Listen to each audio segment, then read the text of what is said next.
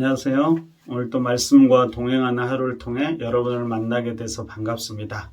오늘 또 말씀을 깨닫는 은혜와 기도응답의 열매가 여러분의 삶 가운데 넘치기를 간절히 바랍니다. 자, 오늘은 마태복음 28장으로 여러분 마태복음 전체를 마무리할 뿐만 아니라 올 한 해 우리가 신약성경 전체를 마무리하는 장입니다. 여러분 1년 동안 수고하셨습니다. 제가 박수 쳐드리겠습니다. 만약 여러분들이 매일매일 이 말씀과 동행하는 하루를 매일매일 함께 했다라면은 올 한 해 이미 이제 신약 성경을 다 끝내신 것입니다. 참 대단하시죠? 여러분 내일부터 이제 대림절 묵상이 시작되고요. 내년에는 이제 구약이 진행되는데 꼭 여러분 내년에는 구약 일독을 한번 목표로 도전해 보시기 바랍니다. 자, 오늘 또 사도신경으로 신앙 고백하고 함께 말씀 나누도록 하겠습니다. 나는 전능하신 아버지 하나님 천지의 창조주를 믿습니다. 나는 그의 유일하신 아들 우리 주 예수 그리스도를 믿습니다. 그는 성령으로 잉태되어 동정녀 마리아에게서 나시고 본디오 빌라도에게 고난을 받아 십자가에 못 박혀 죽으시고 장사된 지 사흘 만에 죽은 자 가운데서 다시 살아나셨으며 하늘에 오르시어 전능하신 아버지 하나님 우편에 앉아 계시다가 거기로부터 살아있는 자와 죽은 자를 심판하러 오십니다. 나는 성령을 믿으며 거룩한 공교회와 성도의 교제와 죄를 용서받는 것과 몸의 부활과 영생을 믿습니다. 아멘. 자, 오늘 우리가 함께 나눌 말씀은 마태복음 28장 예수님의 부활과 승천에 관련된 말씀입니다. 여러분 예수님은 안식일이 지나고 안식 후 첫날에 부활하셨습니다. 여러분 부활절 아침에 그래서 믿음의 사람들은 이렇게 고백했다고 합니다. 주님께서 부활하셨습니다. 진실로 부활하셨습니다. 여러분 이제 대림절이 다가오니까 우리가 이렇게 조금 바꾸어서 이렇게 고백하면 좋을 것 같습니다. 주님께서 이 땅에 오셨습니다. 진실로 이 땅에 오셨습니다. 여러분 안식 후 첫날 마리아와 다른 마리아, 아마 신학자들은 이 다른 마리아를 야고보의 어머니 마리아라고 이야기합니다. 이들이 새벽에 예수님 무덤으로 달려갔지요. 다른 성경을 보면 다른 여자들도 있었던 것 같습니다. 근데 거기에서 이상하고 신비한 현상을 이들이 경험하게 됩니다. 오늘 성경 2절부터 4절은 그 신비한 현상에 대해서 이렇게 이야기합니다. 큰 지진이 나며 주의 천사가 하늘로부터 내려와 돌을 굴려내고 그 위에 앉았는데 그 형상이 번개 같고 그 옷은 눈같이 익은을 지키던 자들이 그를 무서워하며 떨며 죽은 사람과 같이 되었더라. 여러분 당시 무덤을 지키던 군인들이 그 신비한 현상에 무서워서 떨었다라고 이야기하는데 연약한 여자들은 어땠을까요? 아마 그들은 더 무섭기도 하고 떨기도 했겠지요. 그때 천사가 그녀들에게 나타나서 이렇게 이야기합니다. 5절부터 6절 한번 볼까요? 천사가 여자들에게 말하여 이르되 너희는 무서워하지 말라. 십자가에 못 박힌 예수를 너희가 찾는 줄을 내가 아노라. 그가 여기 계시지 않고 그가 말씀하시던 대로 살아나셨느니라. 와서 그가 누우셨던 곳을 보라.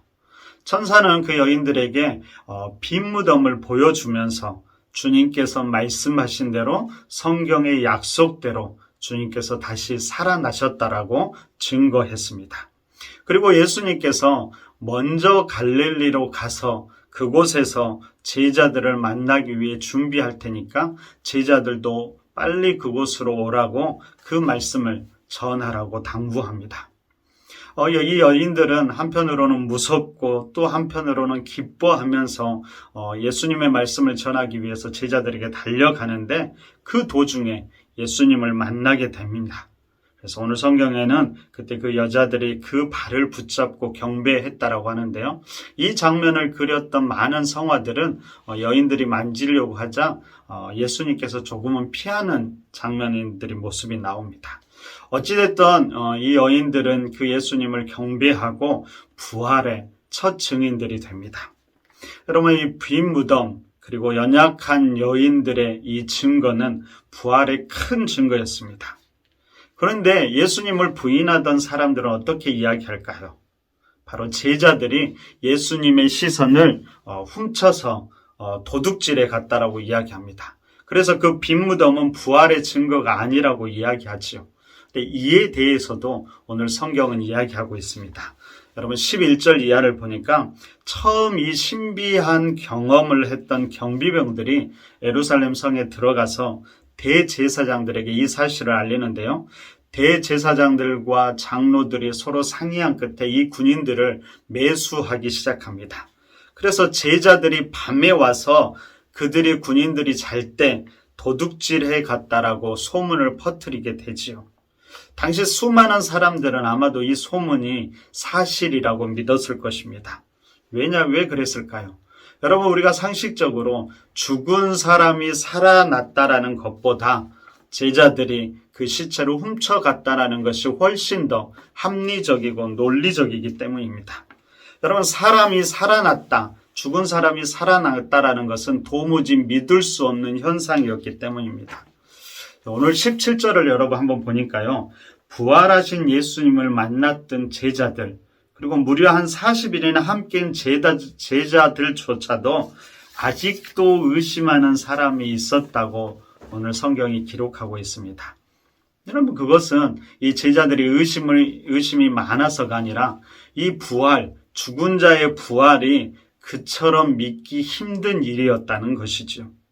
성경은 분명히 이야기합니다. 주님은 부활하셨고, 그리고 그 주님께서 우리 또한 부활하게 하실 것이라고 성경은 이야기하고 있습니다.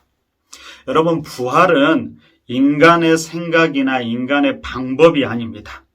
바로 인간의 합리적인 생각과 방법은 율법을 통해 우리의 노력을 통해 구원을 이루는 것이지요. 근데 하나님은 그 합리적인 방법이 아니라 하나님의 방법인 부활과 은혜를 통해서 바로 예수님과 우리를 죽음에서 살리실 것입니다. 여러분, 다시 말하면 이것은 믿음의 영역이지요. 믿음으로 우리가 받아들이고 그렇게 살아간다면 우리는 그 은혜를 누리게 될 것입니다. 여러분, 다시 말하면 우리의 믿음을 통해서 우리가 말하는 기적과 신비들은 우리의 구체적인 현실이 되는 것이지요. 바로 이 믿음의 역사와 은혜의 역사가 지금 우리의 삶 가운데 경험되기를 간절히 바랍니다. 오늘 첫 부활을 목격한 여인들은 이 사실을 제자들에게 알리고요. 제자들은 또한 이 부활을 수많은 사람들에게 증거합니다. 여러분, 이처럼 믿음은 반드시 증거를 포함합니다. 그래서 예수님께서는 마지막 유언처럼 제자들에게 이렇게 당부하지요. 그럼 18절부터 20절을 보십시오. 예수께서 나와 말씀하여 이르시되 하늘과 땅의 모든 권세를 내게 주셨으니 그러므로 너희는 가서 모든 민족을 제자로 삼아 아버지와 아들과 성령의 이름으로 세례를 베풀고 내가 너희에게 분부한 모든 것을 가르쳐 지키게 하라. 볼지어다 내가 세상 끝날까지 너희와 항상 함께 있으리라 하시니라. 그러면 하늘과 땅의 모든 권세가 누구에게 있다고요? 내게 있죠. 근데 여기서 말하는 내게라는 것은 우리가 아닙니다. 바로 예수 그리스도를 말하지요. 예수 그리스도에게 하늘과 땅의 모든 권세가 있습니다. 그러기에 우리가 해야 할 일은 그 예수님을 믿고 그 예수님을 증거하는 것이지요. 구체적으로 가서 모든 민족으로 제자를 삼고 아버지와 아들과 성령의 이름으로 세례를 베풀고 예수님께서 분부한 모든 것을 가르쳐 지키게 하는 것입니다. 이것을 지상명령이라고 하는데요. 지극히 큰 명령이라는 뜻입니다. 예수님께서 평생에 했던 일이 바로 이 일이었고 예수님께서 마지막 승천하시면서 제자들에게도 당부한 일이 바로 이 일이었습니다. 이 일이 그만큼 중요하기 때문이죠. 여러분, 이것이 가능할까요?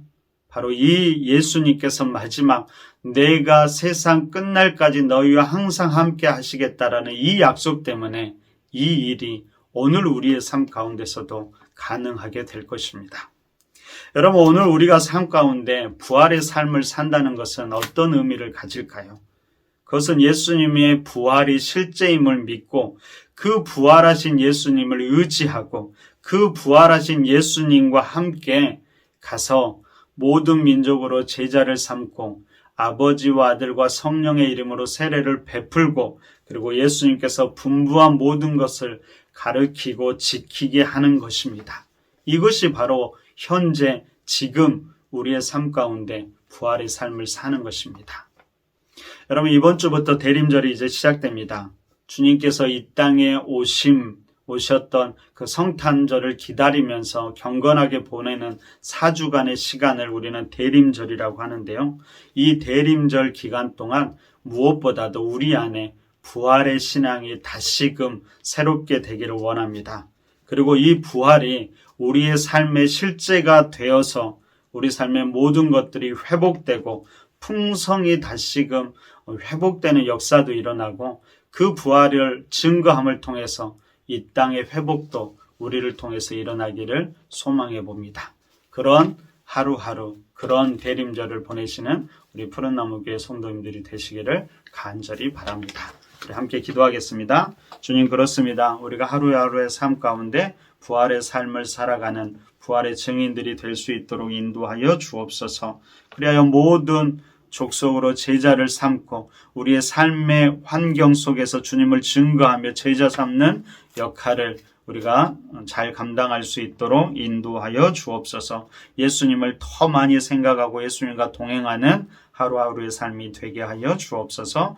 예수님 이름으로 기도드립니다. 아멘. 자, 오늘 우리가 함께 기도할 제목들이 이렇습니다. 첫 번째로 우리가 부활의 삶을 살아가고 부활의 은혜를 우리의 삶 가운데 경험하게 해 주십시오. 그렇게 기도하십시오. 두 번째로는 모든 민족으로 제자를 삼는 그 제자 삼는 사역에 우리 자신과 우리 푸른나무 교회가 최선을 다할 수 있도록 기도해 주십시오. 그리고 세 번째는 예수님을 더 많이 생각하는 우리 자신이 될 수 있도록 기도해 주시고요. 마지막으로 이번 주에 있을 바자회 토요일 날 10시부터 진행되는데요. 바자회를 위해서 그리고 우리 다음 세대를 위해서 함께 기도해 주시면 감사하겠습니다. 함께 기도하겠습니다.